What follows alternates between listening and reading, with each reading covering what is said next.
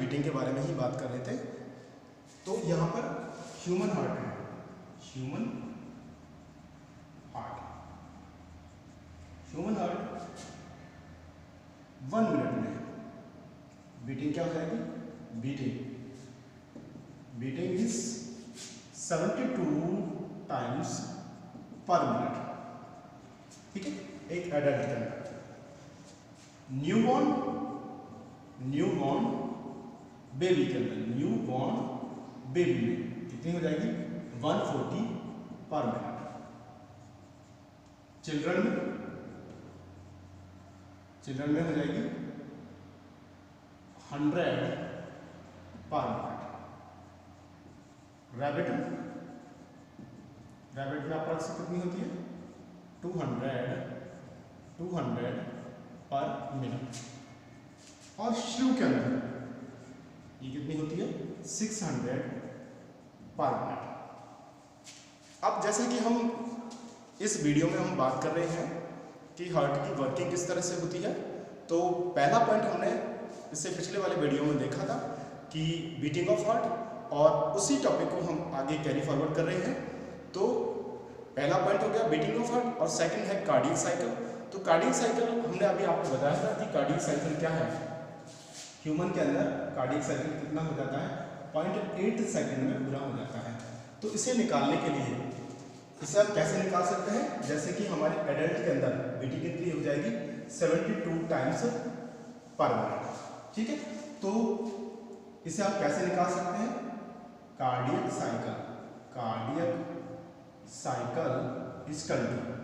Cycle equal to 60 second यानी कि per minute upon beating of heart.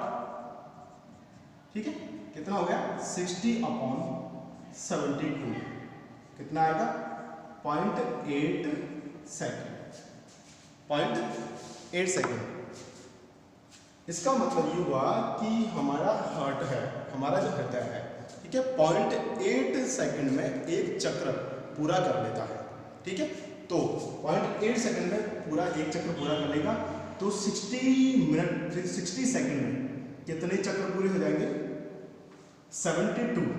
कितने चक्र पूरे हो जाएंगे, 72 टर्न। तो ये इस तरह से क्या आ जाएगी, हार्ट की बीटिंग भी आ जाएगी। तो हमारा कहने का मतलब ये है कि एक कार्डियक साइकिल कितने टाइम में पूरा हो रहा है, 0.8 सेकंड के टाइम में पूरा हो रहा है। अच्छा, एक कार्डियक साइकिल के अंदर अब यह देखते हैं कि कार्डियक साइकिल के अंदर किस तरह से प्रोसेस होता है। तो कार्डियक साइकिल के अंदर क्या होगा, हार्ट में रिलैक्सेशन एंड कॉन्ट्रैक्शन। क्या होगा, रिलैक्सेशन एंड कॉन्ट्रैक्शन। रिलैक्सेशन को हम बोलते हैं डायस्टॉल और कॉन्ट्रैक्शन को हम बोलते हैं सिस्टॉल। डायस्टॉल अनुशीतलन, सिस्टॉल प्रकुंचन। सिस्टॉल क्या हो जाएगा, प्रकुंचन। तो कार्डियक साइकिल क्या है, rhythmic contraction and relaxation in heart. ठीक है, अदर वे में हम इसको किस तरह से डिफाइन कर सकते हैं कि हार्ट के अंदर क्या होगा, डायस्टॉल और सिस्टॉल। ठीक है, दोनों जो प्रोसेस हैं इनको ही हम क्या कहेंगे, कार्डियक साइकिल कहेंगे। अब एक जो कार्डियक साइकिल के अंदर दोनों ऑरिकल या एट्रियम, ठीक है, और वेंट्रिकल, ठीक है, आलिंदों में सिस्टॉल और डायस्टॉल, और निलयों में सिस्टॉल और डायस्टॉल।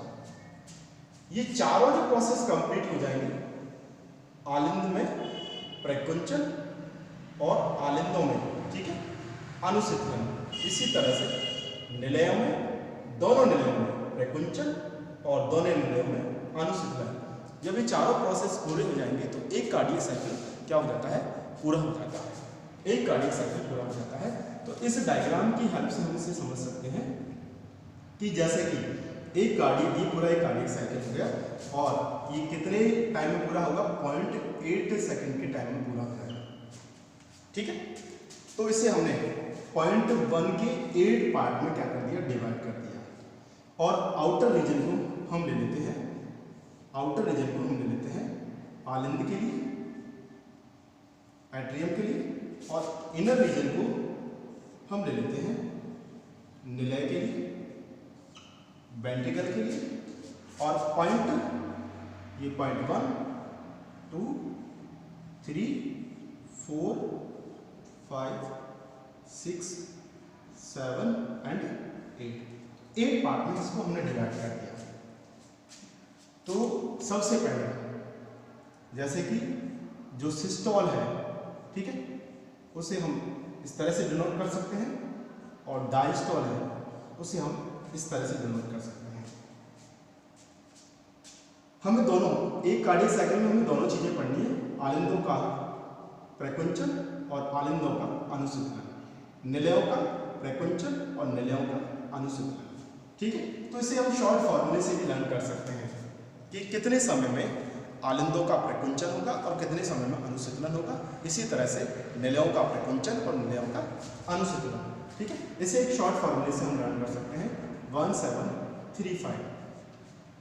ठीक है, सबसे पहले आलिंदों का सिस्टोल, फिर डायस्टोल, ठीक है, फिर निलयों का सिस्टोल और फिर डायस्टोल।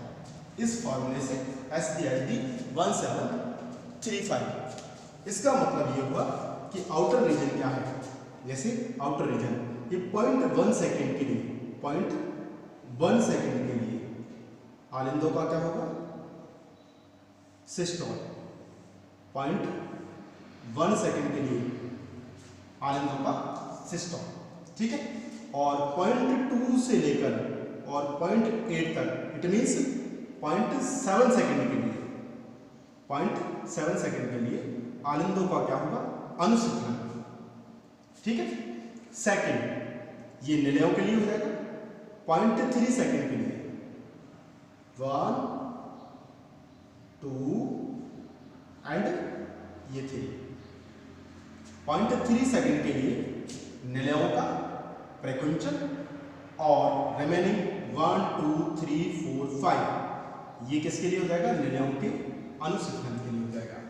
तो इस डायग्राम की हेल्प से हम ये समझ सकते हैं कि जैसा कि 0.1 सेकेंड सिस्टोल और 0.3 सेकेंड सिस्टोल, ये आलिंदों का सिस्टोल और ये निलयों का सिस्टोल।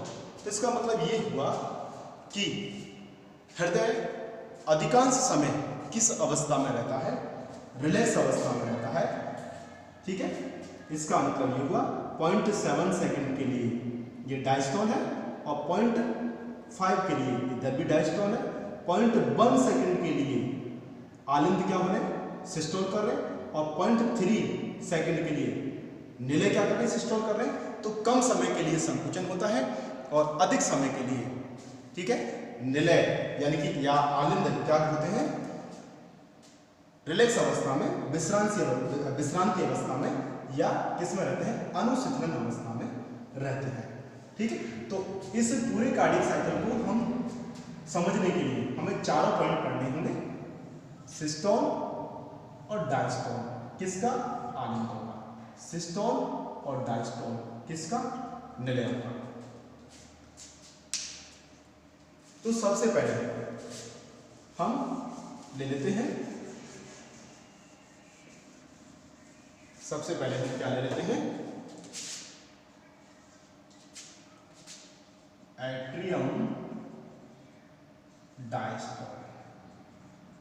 एट्रियम डायस्टोल आलिंदों का अनुसिंचलन, आलिंदों का अनुसिंचलन।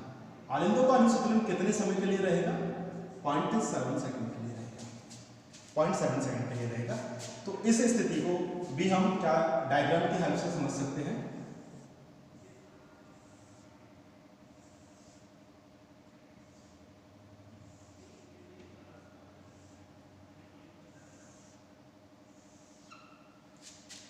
देखिए, ये राइट ऑरिकल, ये लेफ्ट ऑरिकल, राइट वेंट्रिकल और लेफ्ट वेंट्रिकल, ठीक है। ये हो जाएगा ट्राइकप्सिड वॉल और ये हो जाएगा बाइकप्सिड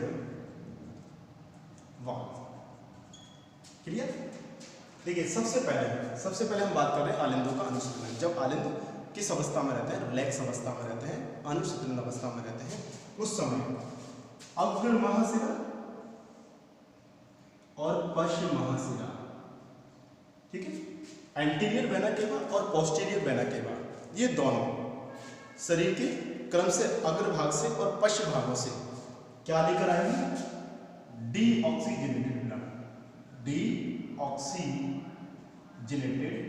ब्लड। और किसमें डालेंगे? राइट ऑरिकल में। किसमें डालेंगे? राइट ऑरिकल में। जब आलिंद किस अवस्था में रहते हैं? रिलैक्स अवस्था में रहते हैं, ठीक है। तो एंटीरियर वेना केवा और पोस्टीरियर वेना केवा ये डीऑक्सीजनेटेड ब्लड को किस में डालती है? राइट ऑरिकल में डालती है। इसी तरह से पल्मोनरी वेन्स, इसी तरह से कौन सी? पल्मोनरी वेन्स, फुफ्फुस महाशिरा, ये कहाँ ओपन होती है? लेफ्ट ऑरिकल में ओपन होती है और किसको लेकर आती है? Oxygenated blood. तो आलिंदों के अनुशीतलन के समय दोनों आलिंदों में क्या आता है? ब्लड आता है। राइट ऑरिकल में कौन सा ब्लड आएगा? बी ऑक्सीजनेटेड, ठीक है। और लेफ्ट ऑरिकल में कौन सा ब्लड आएगा? ऑक्सीजनेटेड ब्लड आएगा, ठीक है। यहां पर लगातार ब्लड आ रहा है, ठीक है। इस केस में ट्राइकप्सिड और बाइकप्सिड दोनों वाल्व हैं, ये क्या रहेंगे? बंद रहते हैं। दोनों वाल्व क्या रहेंगे? बंद रहेंगे, ठीक है। तो लगातार ऑरिकल में, दोनों ऑरिकल में क्या आएगा? ब्लड आएगा। तो ब्लड का वॉल्यूम लगातार क्या होगा? बढ़ता चला जाएगा। दोनों ऑरिकल में ब्लड का वॉल्यूम बढ़ता चला जाएगा, जिससे क्या होगा? एक प्रेशर क्रिएट होगा। उस प्रेशर के कारण क्रम से दोनों ट्राइकप्सिड वॉल्व और बाइकप्सिड वॉल्व ये दोनों क्या हो जाएंगे? ओपन हो जाएंगे, खुल जाएंगे। हम पढ़ रहे हैं आलिंदों का अनुशीतलन, ठीक है। तो ट्राइकप्सिड वॉल्व और बाइकप्सिड वॉल्व ये दोनों ओपन हो गए। इनके ओपन हो जाने के कारण राइट ऑरिकल का ब्लड किस में चला जाएगा? राइट वेंट्रिकल में। और लेफ्ट ऑरिकल का ब्लड किस में ट्रांसफर हो जाएगा? लेफ्ट वेंट्रिकल में ट्रांसफर हो जाएगा, ठीक है। किससे? पैसिव फ्लो से, निष्क्रिय प्रभाव से। इसमें किसी प्रकार का कोई संकुचन या किसी प्रकार के इंपल्स की आवश्यकता नहीं होगी, ठीक है। क्योंकि यहाँ पर लगातार ब्लड का वॉल्यूम बढ़ता है, जिससे प्रेशर क्रिएट होगा। उस प्रेशर के कारण ट्राइकप्सिड वाल्व और बाइकप्सिड वाल्व क्या हो जाते हैं? ओपन हो जाते हैं, जिससे कि यहाँ से डीऑक्सीजनेटेड ब्लड, यहाँ से डीऑक्सीजनेटेड ब्लड और यहाँ से ऑक्सीजनेटेड ब्लड क्रम से अपनी ओर के किस में चला जाएगा? निलयों में चला जाता है। किस में चला जाएगा? निलयों में चला जाएगा। अब यहाँ पर ऑरिकल से ब्लड निलयों में जाने के कारण धीरे धीरे यहाँ पर प्रेशर क्या होता जाएगा? कम होता जाएगा, ठीक है। तो अभी भी इसमें 25% क्या रह जाएगा? ब्लड रह जाएगा। किसमें? आलिंदों में। तो अब क्या होगा? इंपल्स प्राप्त होगा। कहाँ से? ऐसे नोड से। ऐसे नोड से इंपल्स कहाँ आएगा? एबी नोड पर आएगा और एबी नोड से ये किस में फैलेगा? आलिंदों की दीवार में, आलिंदों की भित्ति में, आलिंदों की भित्ति में। तो अब सेकंड पॉइंट हमारा चालू हो जाता है। सेकंड पॉइंट कौन सा हो जाएगा? Atrial systole. एट्रियल सिस्टोल, आलिंदों का प्रकुंचन। आलिंदों का प्रकुंचन कितने समय के लिए रहेगा? 0.1 सेकंड के लिए। दोनों आलिंद 0.1 सेकंड के लिए क्या करते हैं? संकुचित होते हैं, कॉन्ट्रैक्ट करते हैं, और जिसके कारण रिमेनिंग 25% जो ब्लड है, रिमेनिंग 25% ब्लड किस में ट्रांसफर हो जाएगा? अपनी तरफ के निलयों में ट्रांसफर हो जाता है। ठीक है, तो ये सेकंड पॉइंट हो गया एट्रियल सिस्टोल। ठीक है, तो पहला पॉइंट हमारा हो गया आलिंदों का अनुशीतलन और दूसरा पॉइंट हो गया आलिंदों का प्रकुंचन यानी कि सिस्टोल। अब थर्ड पॉइंट पर हम आ जाते हैं।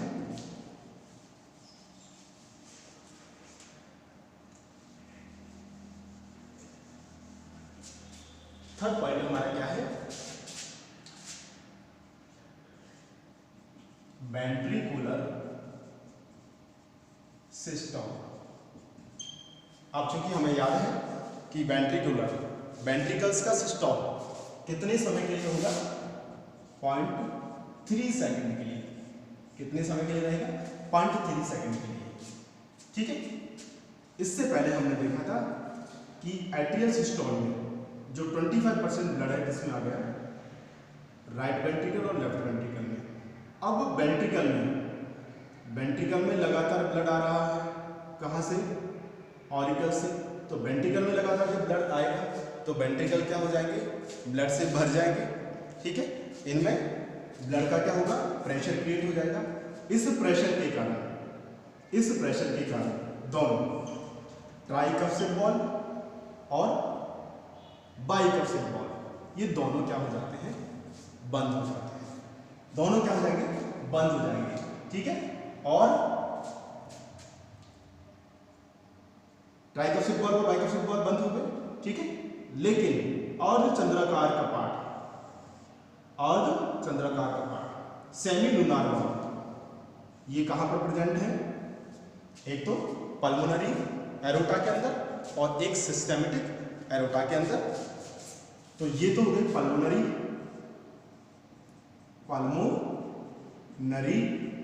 एरोटा। फुफ्फुस महाधमनी जो डीऑक्सीजनेटेड ब्लड को राइट वेंट्रिकल से कहां लेकर जाती है?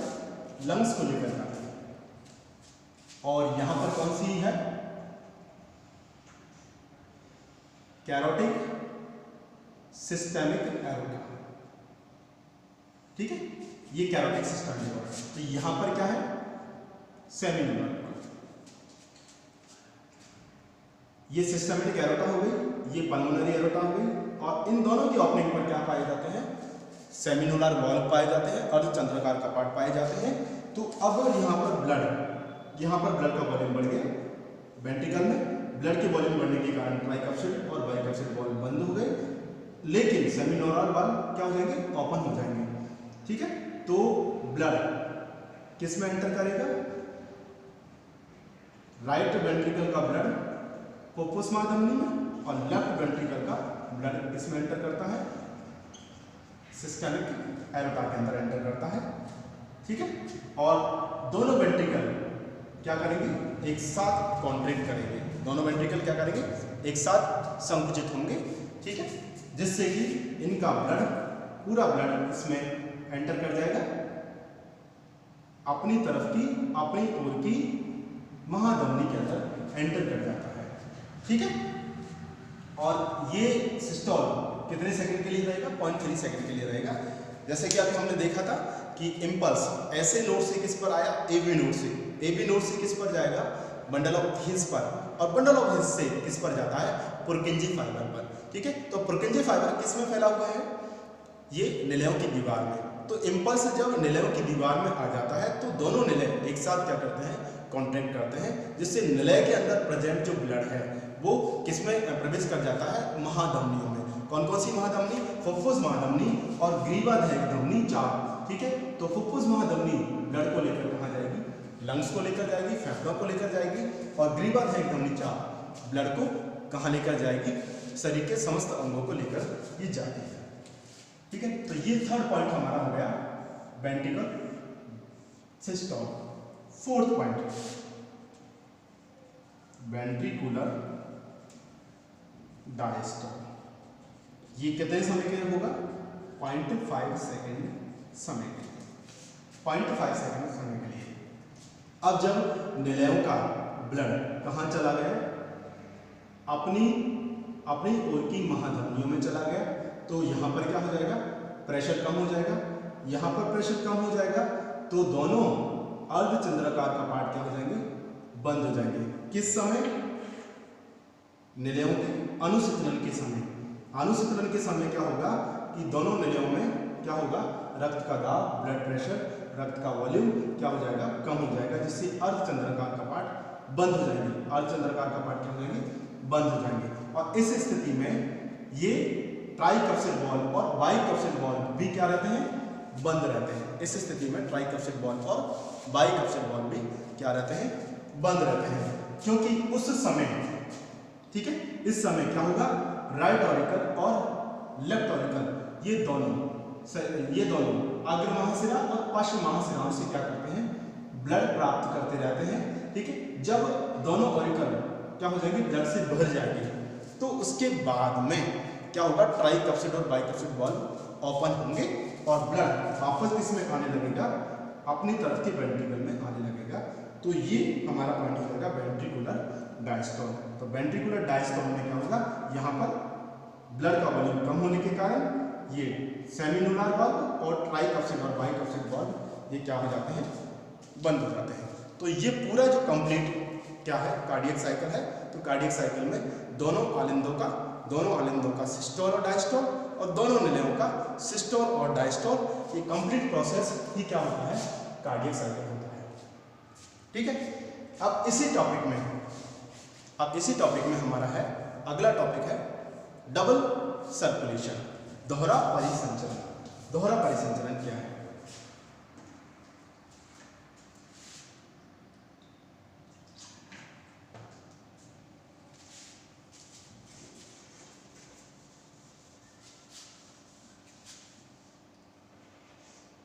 इस डायग्राम की हेल्प से हम इसे समझ सकते हैं। दोहरा परिसंचरण देखिए, ये हो गया राइट ऑरिकल, ये हो जाएगा लेफ्ट ऑरिकल, ये राइट वेंट्रिकल और ये लेफ्ट वेंट्रिकल। ठीक है, ये ट्राइकप्सिड वॉल्व, ये बाइकप्सिड वॉल्व। इसे हम कह सकते हैं बॉडी की ऑर्गन्स, बॉडी ऑर्गन्स। ठीक है, बॉडी ऑर्गन्स हो गए और इसे हमने नाम दे दिया लंग्स। तो डबल सर्कुलेशन में क्या होगा, डबल सर्कुलेशन का सबसे पहले मतलब हम ये देखते हैं कि डबल सर्कुलेशन का मतलब क्या होता है। डबल सर्कुलेशन का मतलब होता है कि बॉडी के ऑर्गन्स से वापस हार्ट में, बॉडी के ऑर्गन से हार्ट में जाने के बाद वापस बॉडी के ऑर्गन्स तक ब्लड को आने के लिए, ठीक है, हार्ट से दो बार गुजरना पड़ता है। इसे हम कहते हैं डबल सर्कुलेशन। ठीक है, बॉडी के ऑर्गन्स से ब्लड हार्ट में आता है, ठीक है, और वापस बॉडी के ऑर्गन्स को जाता है। तो ये एक कंप्लीट पाथवे पूरा करने के लिए ब्लड को हार्ट से दो बार निकलना पड़ता है। यही क्या होता है, डबल सर्कुलेशन होता है। कैसे, देखिए, सबसे पहले हम यहां से स्टार्ट करते हैं बॉडी के ऑर्गन्स से। ठीक है, तो बॉडी के ऑर्गन्स में क्या होती है, मेटाबॉलिक एक्टिविटीज होती है, मेटाबॉलिक रिएक्शंस होती है, जिससे क्या बनती है, CO2 बनती है, और इस CO2 को किसमें डाल दिया जाता है, ब्लड में। तो इस तरह से ये जो ब्लड है, ठीक है, जो बॉडी के ऑर्गन से कलेक्ट होता है, ये ब्लड कैसा हो जाएगा, डीऑक्सीजनेटेड ब्लड। डीऑक्सीजनेटेड ब्लड का मतलब क्या हो गया, जिसमें CO2 की मात्रा ज़्यादा है, जिसमें ऑक्सीजन की मात्रा कम है। ठीक है, तो ये डीऑक्सीजनेटेड ब्लड जो है, ये दोनों एंटीरियर वेना केवा और पोस्टीरियर वेना केवा से ये इनको कलेक्ट करती हैं, और कलेक्ट करके ये किस में डालती हैं, राइट ऑर्गन में डालती हैं। हमारा फर्स्ट पॉइंट, बॉडी के डिफरेंट ऑर्गन से, बॉडी के जितने भी ऑर्गन हैं, केवल किसको छोड़कर, लंग्स को छोड़कर। ठीक है, deoxygenated blood collected by anterior vena cava and posterior vena cava, और ये ब्लड को किस में और करेंगी, राइट ऑरिकल के अंदर ये डालती है। ठीक है, तो राइट ऑरिकल में कौन सा ब्लड होगा, डीऑक्सीजनेटेड ब्लड। ठीक है, ये डीऑक्सीजनेटेड ब्लड राइट ऑरिकल से ट्राइकप्सिड वाल्व के द्वारा किसमें आ जाएगा, किसमें आएगा, राइट वेंट्रिकल में ट्रांसफर हो जाएगा। राइट ऑरिकल से डीऑक्सीजनेटेड ब्लड ट्राइकप्सिड वाल्व से होते हुए किसमें चला जाएगा, राइट वेंट्रिकल में चला जाएगा। ठीक है, और राइट वेंट्रिकल से यहां सेमिन्यूलर वाल्व है, राइट वेंट्रिकल से ये किस में ट्रांसफर हो जाएगा, पल्मोनरी, ये क्या है, पल्मोनरी एरोटा, पल्मोनरी फुफ्फुस महाधमनी। ठीक है, तो फुफ्फुस महाधमनी में कौन सा ब्लड एंटर करेगा, डीऑक्सीजनेटेड ब्लड। ठीक है, अब ये फुफ्फुस महाधमनी इस डीऑक्सीजनेटेड ब्लड को कहां लेकर जाएगी, लंग्स में लेकर जाएगी। लंग्स में क्या होगा, गैसियस एक्सचेंज होगा। लंग्स में क्या होगा, गैसियस एक्सचेंज। ठीक है, लंग्स की एल्वियोली की ऑक्सीजन किस में एंटर करेगी, ब्लड में एंटर करेगी, और ब्लड की CO2 कहाँ एंटर करेगी, लंग्स की एल्वियोली के अंदर एंटर करेगी। तो इस तरह से ये ब्लड कैसा हो जाएगा, ऑक्सीजनेटेड। ब्लड कैसा हो गया, ऑक्सीजनेटेड। लंग्स में आने वाला ब्लड कैसा है, डीऑक्सीजनेटेड ब्लड है। कहाँ से आया, राइट ऑरिकल से राइट वेंट्रिकल में, राइट वेंट्रिकल से पल्मोनरी एरोटा में, पल्मोनरी एरोटा ब्लड को लंग्स में लेकर गई जहाँ गैसियस एक्सचेंज हुआ। इस तरह से ब्लड क्या हो गया, ऑक्सीजनेटेड हो गया। ऑक्सीजनेटेड ब्लड का मतलब हो गया इसमें ऑक्सीजन की मात्रा ज़्यादा है और इसमें CO2 की मात्रा कम है।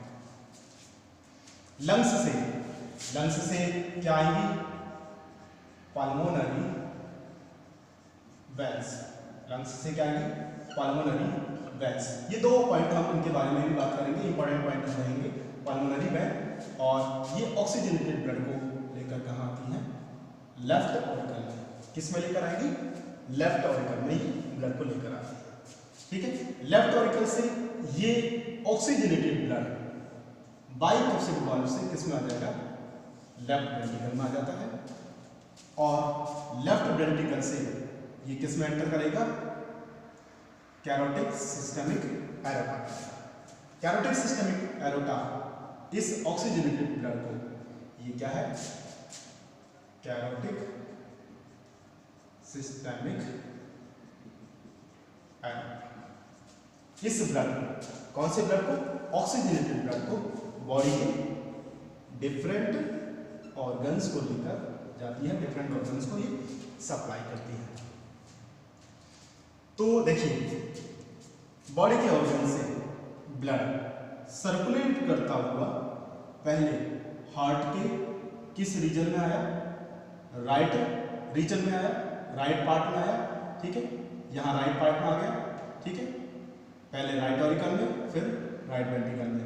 राइट वेंट्रिकल से ब्लड कहाँ चला गया, लंग्स में चला गया।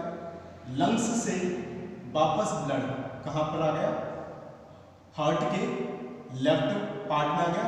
पहले किसमें आया, लेफ्ट ऑरिकल में। लेफ्ट ऑरिकल से किसमें चला गया, लेफ्ट वेंट्रिकल में चला गया। और लेफ्ट वेंट्रिकल से ये कहाँ चला गया, कैरोटिक सिस्टमिक एरोटा में। और कैरोटिक सिस्टमिक एरोटा इसे कहाँ लेकर गई, बॉडी के ऑर्गन्स में। ठीक है, तो इस तरह से डबल सर्कुलेशन का मतलब क्या हुआ कि बॉडी के ऑर्गन्स से वापस बॉडी के ऑर्गन्स तक ब्लड को आने के लिए हार्ट से कितनी बार पास होना पड़ा, 2 बार पास होना पड़ा। इसलिए इसे हम क्या कहते हैं, डबल सर्कुलेशन, दोहरा परिसंचरण। ठीक है, ये किस में मिलता है, मैमल्स के अंदर। ठीक है, जैसे ह्यूमन के अंदर, ह्यूमन के अंदर। ठीक है, जैसा कि हमने यहाँ पर एक स्टार लगाए हुए हैं। ठीक है, एक स्टार यहाँ पर, तो ये एक्सेप्शन हो जाएगा पल्मोनरी एरोटा, क्योंकि हम जानते हैं कि वेंस के अंदर कैसा ब्लड सर्कुलेट करता है, डीऑक्सीजनेटेड वेंस में। ठीक है, कैसा ब्लड होता है, डीऑक्सीजनेटेड। और आर्टरीज के अंदर, आर्टरीज में कैसा ब्लड होता है, आर्टरीज के अंदर कैसा ब्लड होता है, ऑक्सीजनेटेड ब्लड। कैसा ब्लड होगा? Oxygenated blood. ठीक है, तो ऑक्सीजनेटेड ब्लड, लेकिन ये दोनों एक्सेप्शन हो जाएगी। पल्मोनरी एरोटा में कैसा ब्लड है? डीऑक्सीजनेटेड है, तो ये आर्टरी है, आर्टरी का ही पार्ट है। ठीक है, तो इसमें कैसा होना चाहिए? ऑक्सीजनेटेड ब्लड होना चाहिए। और पल्मोनरी जो वेन्स हैं इसमें, ठीक है, कैसा ब्लड है? ऑक्सीजनेटेड ब्लड है, लेकिन क्या होना चाहिए? डीऑक्सीजनेटेड ब्लड होना चाहिए। तो ये दोनों क्या हो जाएंगे? एक्सेप्शंस हो जाएंगे।